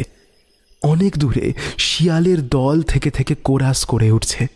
কাছেই কোনো লম্বা গাছের মাথায় এসে বসে গুরুগম্ভীর স্বরে ডাকছে কোনো রাত জাগা পাখি। শালা শিবটাও গায়েব হয়ে গেল। কেস কি হচ্ছে কিছুই তো বুঝতে পারছি না। মদ্যপ অবস্থায় নিজের মনের কথা বলতে বলতে অন্ধকারের মধ্যেই টলমল পায়ে নিজের বাড়ির দিকে যাচ্ছিল রতন। সেদিন শিবের সাথে মদ খাওয়ার পরে ওকে বাড়ি দিয়ে এসেছিল রতন। তারপর থেকে তার আর কোনো পাত্তা নেই। রতন শিবের বাড়ি গিয়ে ওর মায়ের সাথেও কথা বলেছে, কিন্তু তিনি জানিয়েছেন তিনিও জানেন না শিব কোথায় গিয়েছে। সেদিন রাতেই তাকে তারাও শেষবারের মতো দেখেছিলেন। পরের দিন সকাল থেকে ওর ঘরে আর তাকে দেখা যায়নি। কে জানে সারা, এ হয়তো কোনো দুনন্তরি করতে গেছে। আবার নিজের মনেই কথাটা বলল রতন। আর ঠিক সেই সময় ওর কানে সুরটা ভেসে এলো। গানের কথাগুলো যেন অনেক দূর থেকে ভেসে আসছে, সাথে একটা অদ্ভুত ফিসফিসানি। কেউ যেন খুব তাড়াতাড়ি কিন্তু ফিসফিস করে কিছু বলছে। এবার কানে গানের কথাগুলো আসার সাথে সাথে রতন থমকে দাঁড়িয়ে পড়ল। এই একটা গুণ রতনের আছে, সে যতই নেশা করুক না কেন, যতই তার পা টলুক না কেন, সে কখনো নিজের হুঁশ হারায় না। ওই যে কথায় বলে না, যাতে মাতাল তালে ঠিক। এই প্রবাদ বাক্যটা রতনের ক্ষেত্রে একেবারে কাঁটায় কাঁটায় খাটে। রতন এবারে এদিক ওদিক মুখ ঘুরিয়ে দেখতে শুরু করলো। গানটা নিঃসন্দেহে কোনো নারী কণ্ঠের। অনেক দূর থেকে ভেসে আসছে গানটা। এত রাতে কে গান গাইছে? আর সে যে গাইতে গাইতে রতনের দিকেই আসছে, সেটাও রতন বেশ বুঝতে পারছে, কিন্তু ঠিক কোন দিক থেকে আসছে সেই সুরটা সেটাই বুঝতে পারছে না। এমনভাবে আরো কিছুক্ষণ কাটল। এবারে গানটা যেন আচমকাই আরো অনেক কাছে চলে এলো তার। আর তার সাথে সাথেই গানের পরের কথাগুলো আরো স্পষ্টভাবে শুনতে পেল। যে গাইছে তার গলায় দারুণ একটা কষ্ট, উদাসীনতা গানের প্রতিটা কলিতে ফুটে উঠছে। শুধু যে কষ্ট আছে ওই গলায় তেমনটা নয়, কি প্রচন্ড আকর্ষণ সম্মোহনী ক্ষমতা ওই গলার স্বরে। রতনকে যেন সেই সুর আষ্টে পৃষ্ঠে চেপে ধরেছে। ওকে ওকে যেন এগোতে দিচ্ছে না। আরো কয়েকবার এদিক ওদিক ঘুরে রতন, আর তারপরে হঠাৎ করেই তার পেছনে একটা লম্বা গাছের পেছন থেকে গানের সুরটা কানে এলো।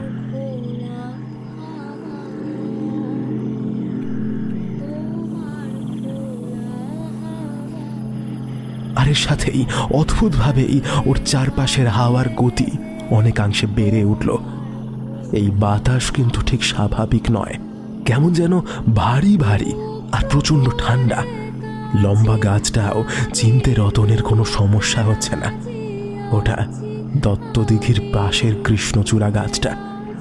ওর ঠিক পেছনেই দত্তদিঘির কাক চক্ষু জলের ওপরে চাঁদের প্রতিচ্ছবি ঝলমল করছে।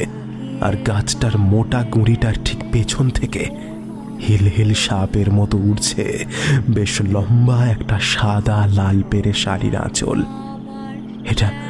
এইটা দেখার পরে এবারে রতনের বুকের ভেতরটা হঠাৎ করে একটু দুরু দুরু করে উঠল।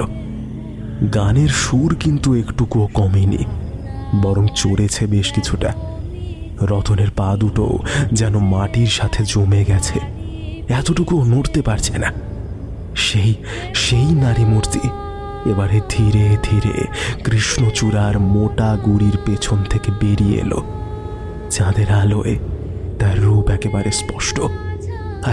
আর সেই রূপ দেখেই রতনের আত্মারাম একেবারে খাঁচা ছাড়া হয়ে গেল। মেরুদণ্ড দিয়ে প্রচন্ড একটা ঠান্ডা স্রোত বয়ে গেল যেন। নারী মূর্তির পরনে লাল সাদা পেরে শাড়ি, ওর মাথায় লম্বা লম্বা চুল সাপের ফনার মতো এদিক ওদিক উঠছে। আর ওর মুখ, উফ কি বিভৎস, কি ভয়ঙ্কর ওর মুখ! বরফের মতো ফ্যাস ফেসে মুখ, ঠোঁটের কোণ থেকে গড়িয়ে নামছে কালচে রক্তধারা। আর ওর চোখ দুটো অদ্ভুত রকম ভাবে উজ্জ্বল আর একেবারে সাদা। গলায় মোটা কালশিটে তাকের থেকেও রক্ত ঝরে পড়ছে ওর সাদা শাড়িতে। এই মূর্তি প্রেত মূর্তি ছাড়া আর কিচ্ছু হতে পারে না। না না না না না, রতন আরো ভয় পেয়েছে, কারণ ওই মুখ ওর চেনা। হ্যাঁ, ওই মুখ চেনা, খুব চেনা। এই কৃষ্ণচূড়ার গাছ, ওই জল টলমল দত্তদিঘির জল, সবই ওর খুব চেনা। এবারে ওর মুখ থেকে এমনি বেরিয়ে এলো, তুই? গানের সুর তখন অনেকটা বেড়েছে, রীতিমতো অসহ্যকর রূপ ধারণ করেছে সেই গান। সেই প্রেত মূর্তিও কিন্তু এখন রতনের অনেকটা কাছে চলে এসেছে। রতন প্রাণপণে সেই জায়গা থেকে ছুটে পালাতে চাইছে, কিন্তু কেন যেন পারছে না। ওর শরীরের সকল শক্তি কোথায় যেন হারিয়ে গেছে। এক চুল নড়ার ক্ষমতা নেই ওর গলার কথাও যেন একটু একটু করে কমে আসছে। কেউ যেন চেপে বন্ধ করে দিতে চাইছে ওর গলার স্বর। খুব খুব কষ্ট করে ভীত কণ্ঠে রতন এবারে বলল, লক্ষ্মী থাম, আমি কিছু করি। কিন্তু কথা শেষ হবার আগেই প্রচন্ড একটা চড় খেয়ে রতন ঠিকরে পড়ল সামনের কৃষ্ণচূড়ার গাছটার মোটা গুঁড়ির গায়ে। তারপরে চিত হয়ে পড়ল মাটির উপরে। গুঁড়িতে ধাক্কা খেয়ে ওর মাথা ফেটে রক্ত বেরিয়ে এলো। তাও মাটিতে পড়ে যা হোক করে রতন মাথা তোলার চেষ্টা করলো। আর ঠিক সেই সময় ওর বুকের উপরে চেপে বসলো লক্ষ্মীর ভয়ঙ্কর প্রেত মূর্তি। গানের সুর এখন থেমেছে, তার জায়গায় ওর মুখ থেকে বেরিয়ে আসছে প্রচন্ড ঘরঘরে একটা গর্জন। ওই প্রেত মূর্তির মুখ এখন রতনের একেবারে মুখোমুখি। ও প্রেতিনীর ঠোঁটের কোণ থেকে গড়িয়ে নামা কালচে কনকনে ঠান্ডা রক্ত ফোঁটা ফোঁটা হয়ে পড়ছে রতনের কপালে। ওর ওই প্রচন্ড আক্রোশ মিশ্রিত মণিহীন জলজলে চোখ দুটো চেয়ে আছে রতনের দিকে। রতন আর এক বিন্দু নড়তে পারল না। প্রেতিনী প্রচন্ড জোরে চেপে ধরলো ওর গলা। সাথে সাথে রতনের দম বন্ধ হয়ে এলো। ওর ওই মরণ প্যাচ থেকে বাঁচার জন্য এদিক ওদিক ছিটকাতে শুরু করলো, কিন্তু কোনো সুরাহা করতে পারলো না। এরপরে প্রেত মূর্তি রতনের ডান হাতটা চেপে ধরলো আর তারপরে প্রচন্ড এক টান মারলো। সাথে সাথে চিৎকার করে উঠল রতন। বেশ কিছুটা রক্ত ঠিকরে গিয়ে পড়লো ওর মুখে। আর ওর ছেঁড়া হাতটা প্রেতিনীর হাতে ধরা, সেটা থেকে হর করে রক্ত ঝরছে। প্রেতিনী রতনের গলা কিন্তু ছাড়েনি। সেই অবস্থাতেই এবার রতনের ছেঁড়া রক্ত ঝরতে থাকা হাতটা থেকে মাংস ছিঁড়ে খেতে শুরু করলো। প্রেতিনীর ভয়ঙ্কর মুখ রক্ত স্নাত হয়ে আরো কয়েক গুণ বেশি ভয়ঙ্কর হয়ে উঠল। হাড় মাংস চিবিয়ে খাওয়া শিহরণ জাগানো শব্দে ভরে উঠল চারদিক। অন্যদিকে রতনের অবস্থা কথায় প্রকাশ করার মতো নেই। এক বিভৎস মৃত্যুকে এত কাছ থেকে দেখলে কোনো জীবন্ত মানুষ যে ঠিক থাকতে পারে না। ভয়ে, আতঙ্কে, যন্ত্রণায় সে বারবার চিৎকার করতে থাকলো আর বলতে থাকলো,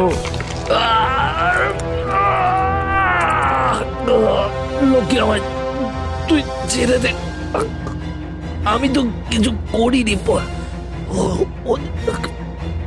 ওদের বারণও করেছিলাম, ছেড়ে দে আমার লোক।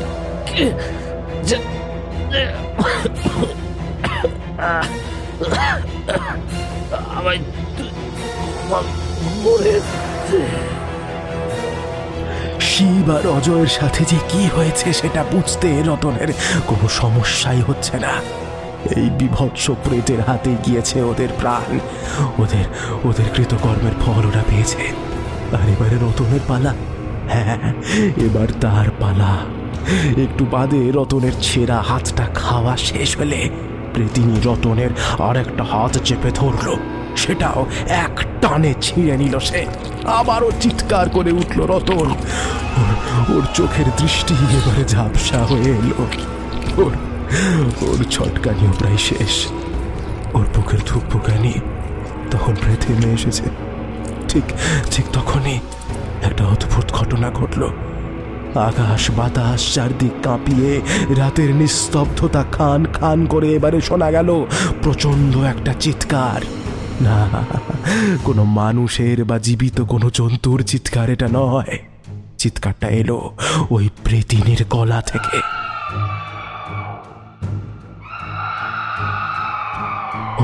ও রতনের বুকের ওপর থেকে ছিটকে গিয়ে পড়লো বেশ কিছুটা দূরে। রতনের জ্ঞান তখন প্রায় বিলুপ্তির দিকে। আর লক্ষ্মীর প্রেত মূর্তি গর্জনের সাথে শোনা গেল আর একটা গলা। এটা কোনো পুরুষের কণ্ঠ। সে তার ভারী দৃঢ় গলায় বীর বীর করে কোনো মন্ত্র পাঠ করছে। চাঁদের আলোয় কৃষ্ণচূড়ার তলায় এবারে আরো 3 জন মানুষকে দেখা গেল। এনারা 3 জনই পুরুষ। দত্তমশাই, চাটুর্য মশাই আর আচার্য বিক্রমাচার্য। দত্তমশাইয়ের কাছ থেকে সমস্ত গল্প শুনে কিছু খেয়ে দুপুরেই দেবীপুর থেকে আচার্য ওনাদের নিয়ে বেরিয়ে পড়ে রাধানাথপুরের উদ্দেশ্যে। দেবীপুরের খেয়াঘাট থেকে বেরিয়ে এপারের খেয়াঘাটে পৌঁছতে রাত হয়ে গিয়েছে তাদের। তারপরে আবার বাকি পথটা হেঁটে আসায় আরও বেশ কিছুটা সময় বেশি লেগেছে। দত্তমশাই আর চাটুর্য মশাই এবারে চুপচাপ দাঁড়িয়ে সচক্ষে আচার্যের অদ্ভুত ক্ষমতার ঝলক দেখতে পেলেন। সরস্বতীর দেহধারী লক্ষ্মীর প্রেত মূর্তি মাটিতে ছিটকে পড়ে দ্বিগুণ আক্রোশে চিৎকার করে উঠল।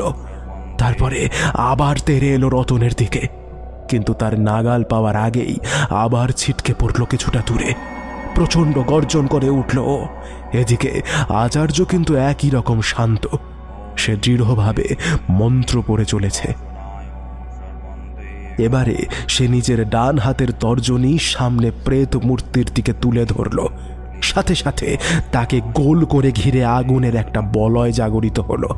প্রেত মূর্তি সে বলয় থেকে লাফিয়ে বেরিয়ে আসতে চাইল, কিন্তু পারল না।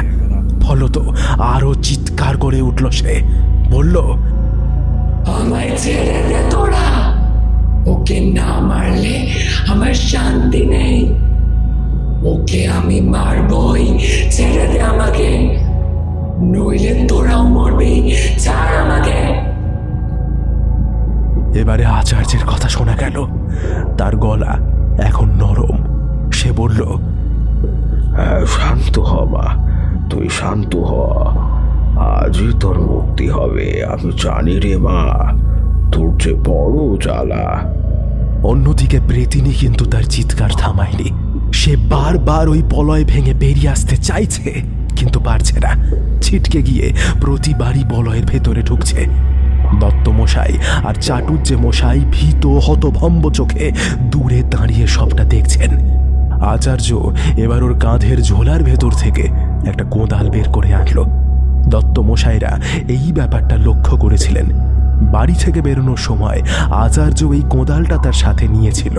এটার কারণ ওনারা যখন জানতে চেয়েছিলেন, তখন আচার্য বলেছিল, এটা কাজে লাগবে। আর তারা কিছু বলেননি।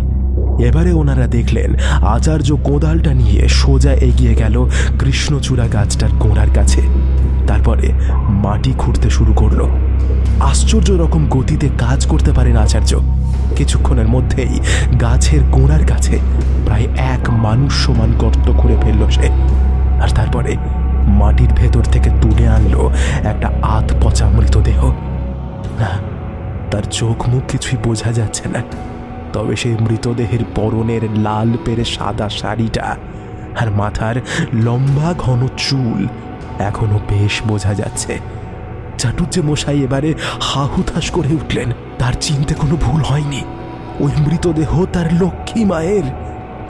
তিনি ছুটে যেতে চাইলেন, কিন্তু দত্ত মশাই তাকে আটকে দিলেন।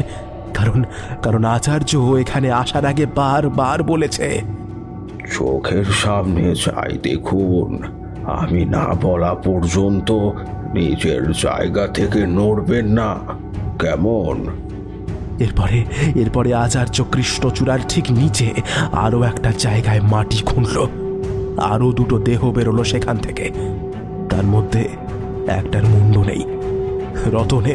রতনের ইতিমধ্যে জ্ঞান ফিরে এসেছিল। সে যন্ত্রণায় বলির পঠার মতো ছটফট করছে। আচার্য এবার এগিয়ে এলো তার দিকে। তারপরে দৃঢ় গলায় বলল, সত্যিটা বল, এখনো সময় আছে, সত্যিটা বল। আমি জানি তোর পাপ তোর বাকি দুই সঙ্গীর থেকে কম, সেই জন্যই তুই বেঁচে গেলি। কিন্তু তোদের সেই পাপের কথা যদি এখনো না স্বীকার করিস, তাহলে তোকে বাঁচানোর ক্ষমতা আমারও নেই। ওর অতৃপ্ত আত্মা তোদের শান্তি না দেখে শান্তি পাবে না। স্বীকার কর তোদের পাপের কথা। রতনের দুই কাঁধের কাছ থেকে অঝরে রক্ত ঝরে পড়ছে। যন্ত্রণায় আতঙ্কে সে গোঙাচ্ছে। কিন্তু সেই অবস্থাতেই কোথাতে সে মরিয়া হয়ে বলল, আমি সব বলছি, কিন্তু আমায় বাঁচান, ওর হাত থেকে আমায় বাঁচান। আমি বাঁচানোর কেউ নয় রে, তোদের কৃতকর্মের ফলই পাচ্ছিস তোরা। এখন পাপের কথা নিজের মুখে স্বীকার করে নিজের পাপের বোঝা কিছুটা কমা, আর ওই মেয়েটাকেও শান্তি দে। অদূরে তখন সেই বৃত্তাকার অগ্নিবলয়ের মধ্যে সরস্বতীর দেহধারী লক্ষ্মীর অতৃপ্ত প্রেতাত্মা গর্জন করছে। আর সে বলয়ের বাইরে থেকে বেরোতে চাইছে, কিন্তু পারছে না। প্রতিবার এক প্রচন্ড আক্রোশে ছুটে এসে সে অগ্নিবলয়ের গণ্ডির বাইরে বেরোতে চাইছে, কিন্তু সেই গণ্ডি পেরিয়ে যাওয়ার আগে কোনো অদৃশ্য দেওয়ালে ধাক্কা খেয়ে বারবার ছিটকে পড়ছে সে বলয়ের ভেতরে। আর চুপ করে থাকিস না, এবার বলে ফেল।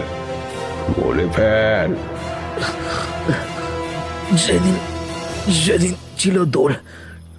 সকাল থেকে আমি, শিব আর অজয় প্রচুর মদ খেয়েছিলাম। পায়ের টাল পর্যন্ত সামনে রাখতে পারছিলাম না। তার উপরে ক্লাবের মাঠে অনুষ্ঠান হচ্ছিল, আর সেখানে গিয়েও মদ খেলাম আমরা। নেশা আরো চড়ল। শিব আর অজয়ের নেশাই বেশি হয়েছিল। ওরা বলল এবারে গ্রাম ঘুরতে বেরোনো হবে, আর যাকে ইচ্ছে আবির মাখানো হবে। আমি তখনই বারণ করেছিলাম, কিন্তু ওরা শোনেনি আমার কথা। আমি বুঝতে পেরেছিলাম ওরা যে পরিমাণ নেশা করেছে, তাতে কোনো ঝামেলা ওরা পাকাবেই। বাধ্য হয়ে আমিও বেরোলাম ওদের সাথে।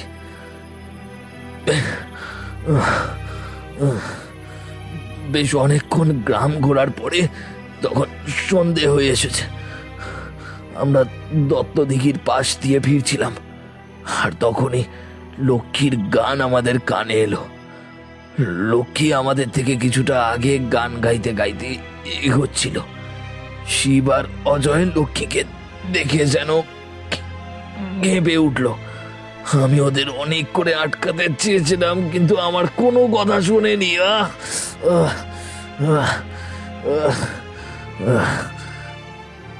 দত্ত দিঘি পেরিয়ে যেতেই বেশ কিছুটা জঙ্গল মতো পড়ে। সন্ধ্যের পর সেখানে লোকজন তেমন একটা যায় না। লক্ষ্মী যে জায়গায় যেতেই শিব আর অজয় ঝাঁপিয়ে পড়ে ওর ওপরে। আমি তখন ওদের অনেক করে বারণ করেছিলাম এমন না করতে, কিন্তু কিন্তু কিন্তু ওরা আমার কোনো কথাই শোনেনি। শিব চেপে ধরলো লক্ষ্মীর মুখ, আর অজয় গিয়ে লক্ষ্মীকে তুলে নিল। তারপরে দুজনে ওকে জঙ্গলের ভেতরে নিয়ে গিয়ে তবে বিশ্বাস করুন আমি কিচ্ছু করিনি। আমি ওদের বহুবার বারণ করেছিলাম, আটকাতে চেয়েছিলাম, কিন্তু আমার কোনো কথা শোনেনি ওরা।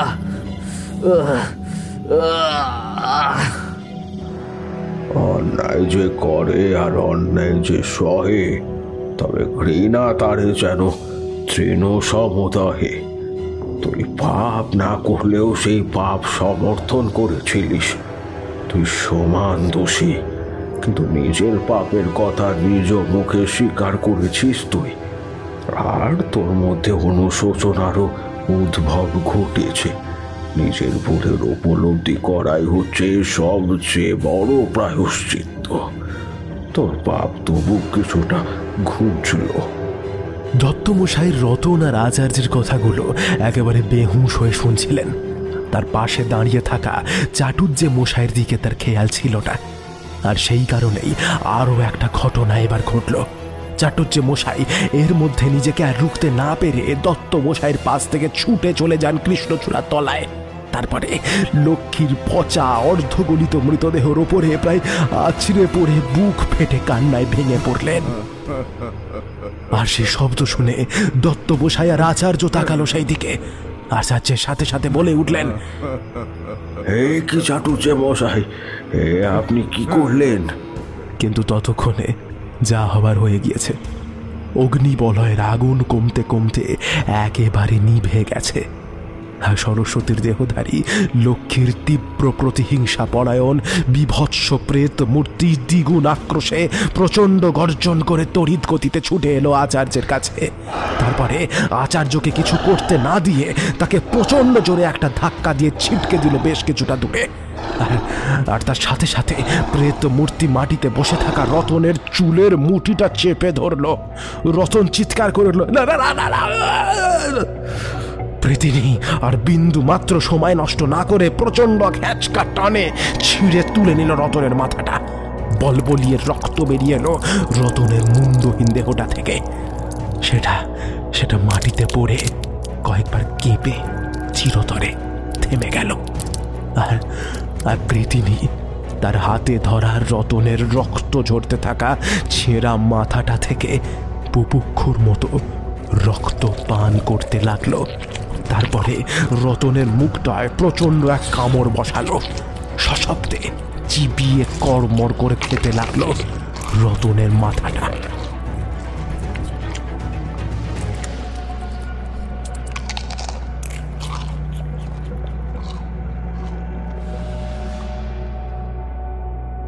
আচার্য ইতিমধ্যে আঘাতটা সহ্য করে উঠে দাঁড়িয়েছে। সে আবার দীর্ঘ গলায় মন্ত্রপাঠ শুরু করে দিল। আবার নিজের তর্জনী তুলে রক্ত স্নাত প্রেত মূর্তির দিকে ইঙ্গিত করল। সাথে সাথে তার চারদিকে আবার জ্বলে উঠল আগুনের বলয়। প্রেত মূর্তি কিন্তু এবারে আর বলয়ের বাইরে বেরোতে চাইল না। সে রতনের মুন্ডুটা চিবিয়ে চিবিয়ে খেতে লাগলো। আচার্য এবারে কৃষ্ণচূড়ার তলায় গিয়ে চাটুজ্জে মশাইয়ের সামনে থেকে শুধু লক্ষ্মীর দেহটা তুলে নিয়ে এগিয়ে গেল আগুনের বলয়ে বন্দী সরস্বতীর দেহধারী লক্ষ্মীর অতৃপ্ত আত্মার সামনে। মাটিতে দেহটা নামিয়ে রেখে নিজেও এবার মাটিতে বজ্রাসনে বসল। চোখ বুজে আবার শুরু করলো মন্ত্রোচ্চারণ। সেই সাথে চারপাশের ঝড় আর প্রেত মূর্তির চিৎকারও কয়েক গুণ বেড়ে উঠল। আচার্যের মন্ত্রোচ্চারণ কিন্তু থামল না। দত্তমশাইরা অবাক চোখে এবারে দেখলেন লক্ষ্মীর মৃতদেহ আর বাকি 2 মৃতদেহর শরীরের একেবারে নিচে থেকে আগুন জ্বলে উঠল। ধীরে ধীরে 4টে মৃতদেহ পুড়ে ছাই হতে শুরু করল, আর তার সাথে সাথে অগ্নিবলয়ের মধ্যে সরস্বতীর দেহধারী লক্ষ্মী ধীরে ধীরে শান্ত হতে হতে একসময় মাটিতে পড়ে গেল।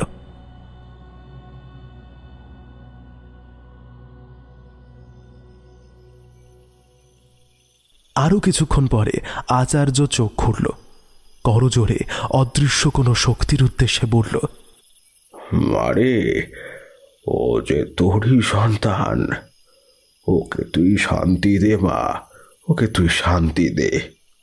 তারপরে উঠে দাঁড়ালো। ওর সামনের অগ্নিবলয় নিভে গেছে। সেখানে মাটিতে মুখ গুঁজে জ্ঞানহীন অবস্থায় শুয়ে আছে সরস্বতী।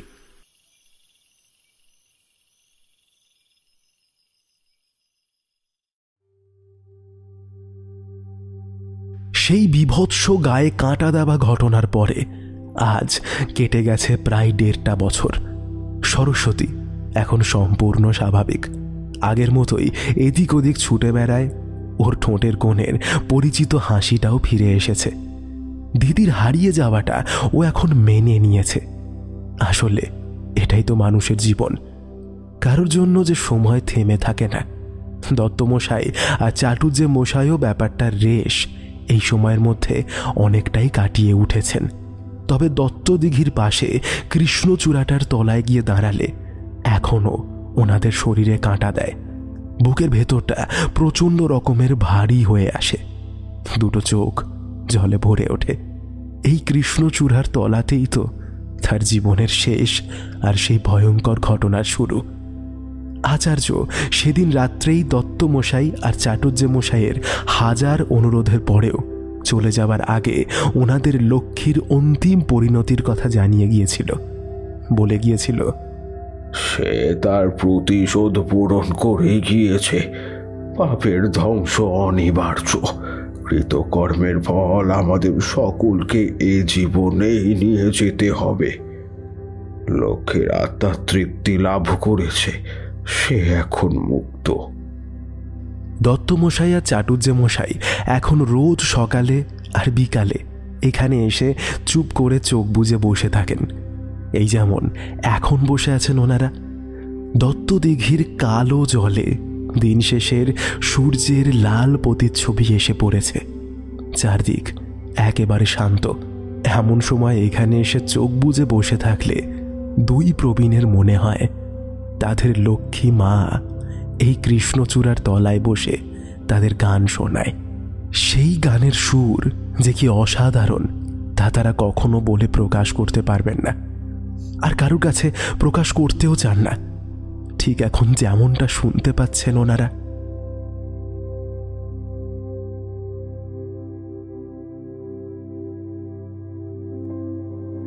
শেষ হলো আজকের গল্প কৃষ্ণচূড়ার তলায়। গল্প পাঠে আসঞ্জন, বিভিন্ন চরিত্রে শ্রেয়সী, সাহেলি, সায়ন্তন, বুবাই, সৌভিক, সৌরভ সাহা, সৌরভ রায়, প্রীতম, বিপুল, আসঞ্জন। পরিচালনা ও আবহ সৃষ্টিতে আমি বিপুল। সঙ্গীত পরিবেশনায় Riddhi Sen Ray. Poster artist Creatomania. গল্পের সূত্রধার আমি বিপুল। ফিরে আসবো আরও একটি অভিনব গল্প নিয়ে। তাই কান রাখুন স্কেয়ার এলিভেটর ইউটিউব চ্যানেলে। ধন্যবাদ। শুভরাত্রি।